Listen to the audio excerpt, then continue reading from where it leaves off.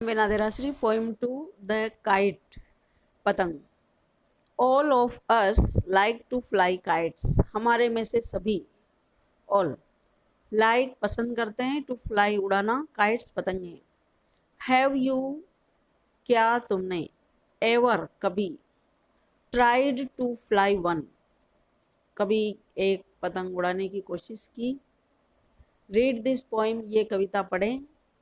About a kite, एक पतंग के बारे में. As it flies in the sky, जब यह आसमान में उड़ती है. How bright on the blue is a kite when it's new. जब एक पतंग ब्लू में होती है, ऊपर आसमान में होती है, नीले आसमान में, तो ये कितनी ब्राइट, कितनी शानदार चमकीली होती है. Is a kite when it's new, जब ये एक नई पतंग होती है.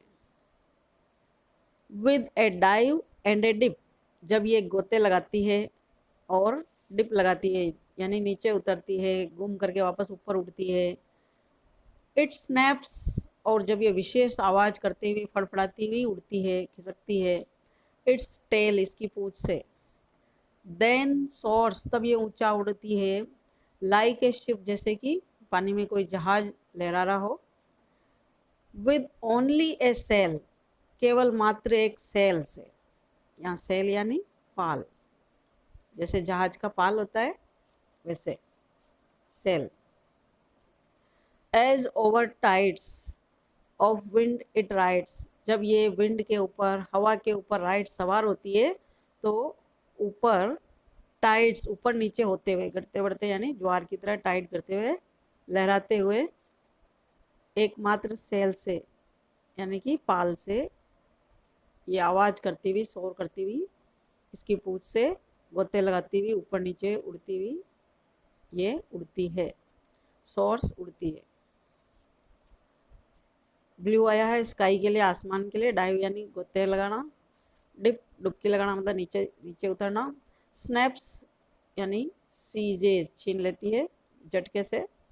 सोर्स का मतलब ऊंची उड़ती है. राइजेज, सेल का मतलब है पाल, जैसे पालदार नाव होती है, पाल के सारे सारे ऐसे ही ये पतंग है जो इसकी पूंछ. और ये टाइड्स, करंट्स, यहाँ टाइड्स का मतलब है हवा में बहना, बहाव, करंट की तरह ऊपर नीचे होती हुई.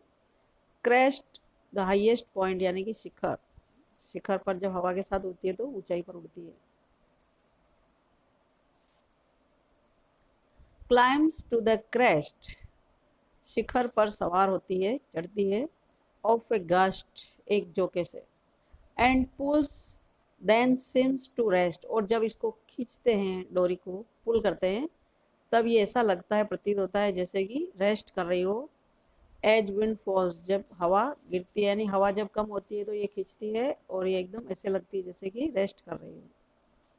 व्हेन स्ट्रिंग गोज स्लैक, और जब स्ट्रिंग जो है, डोरी जो है, ढीली हो जाती है. यू वाइंड इट बैक, तो आप इसको, डोरी को वापस वाइंडिंग करते हो, लपेटते हो. एंड रन, और भागते हो. Until a new breeze blows, जब तक कि वापस जो है हवा नहीं बहती है. And its wings fill and up it goes, और इसके वापस पंखों में जान भरना, और ये वापस ऊपर उड़ती है, गोज जाती है. Gust, a sudden strong blast, यानी एकदम हवा का झोंका. वाइंड, लपेटना. स्लैग यानी loose.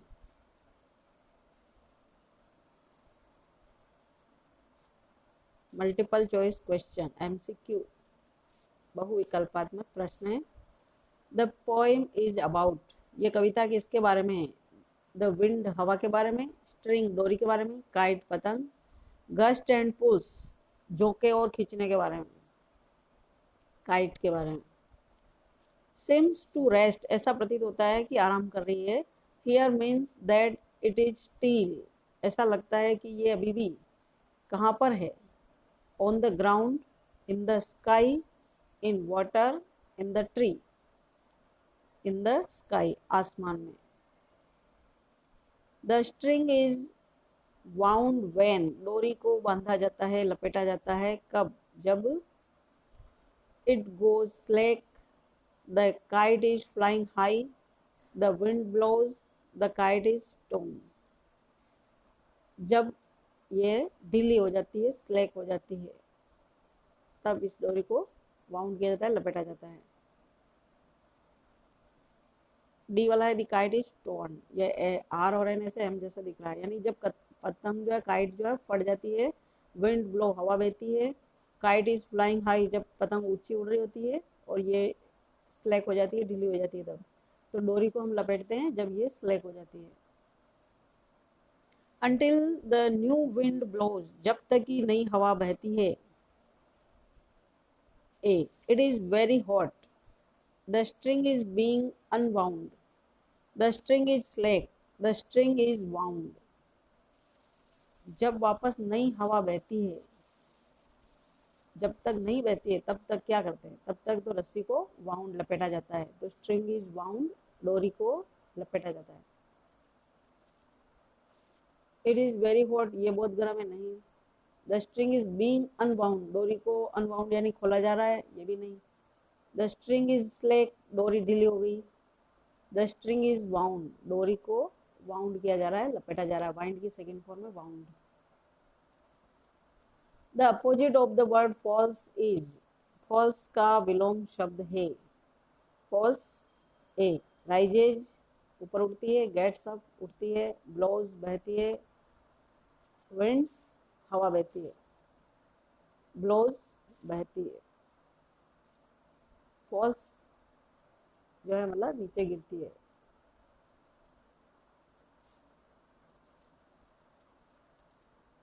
The blue in the passage means, passage के अंदर ब्लू का क्या अर्थ है? ब्लू कलर, नीला रंग। ब्लू काइट, नीली पतंग। द स्काई, आसमान। द सी, समुद्र। करेक्ट आंसर है द स्काई। ब्लू आया है आसमान के लिए। द ब्राइट रेफर्स टू, जो ब्राइट शब्द है वो किसके लिए आया है, रेफर हुआ है? द ब्लू, नीले के लिए। द काइट, पतंग के लिए। ए स्ट्रिंग, डोरी के लिए। ए ट्री, पेड़ के लिए। तो ब्राइट कौन है? ब्राइट है पतंग। चमकीली कौन? Kite. A kite becomes a rag when, एक पतंग कब रैग बन जाती है? जब। It is on a string, ये एक डोरी के ऊपर होती है। It is on the blue, ये आसमान में होती है। It is stuck in a tree, ये पेड़ में फंस जाती है। It is above the tree, ये पेड़ से भी ऊपर होती है। तो सही आंसर है it is stuck in a tree. जब ये पेड़ में स्टक कर जाती है, फंस जाती है, तो ये क्या हो जाती है? रैग हो जाती है, मतलब खराब हो जाती है। The kite flaps on a string, एक पतंग जो है फड़फड़ाती है, फ्लैप करती है डोरी पर। कब? व्हेन इट इज स्टक, ये फंसी होती है। It is in the sky, ये आसमान में होती है। इट इज टॉर्न, ये फट जाती है। इट इज न्यू, ये नहीं होती है। तो कब फड़फड़ाती रहती है? हवा के साथ, डोरी के साथ साथ, जब ये स्टक फंसी हुई होती है। द वर्ड फ्लैप्स मीन्स, जो शब्द है फ्लैप्स, फड़फड़ाना, इसका अर्थ होता है द सेम, वैसा ही, किसके जैसा होता है? फ्लेयर्स, फ्लेयर्स हिलती हुई रोशनी जैसा। फ्लाइज उड़ता है। फ्रीज आजाद होता है, मुक्त होता है। फ्लटर्स फड़फड़ाता है। तो सही आंसर है फ्लटर्स। तो ये जो शब्द आया है फ्लैप, तो फ्लैप और फ्लटर एक ही बात है, फड़फड़ाना। Thank you.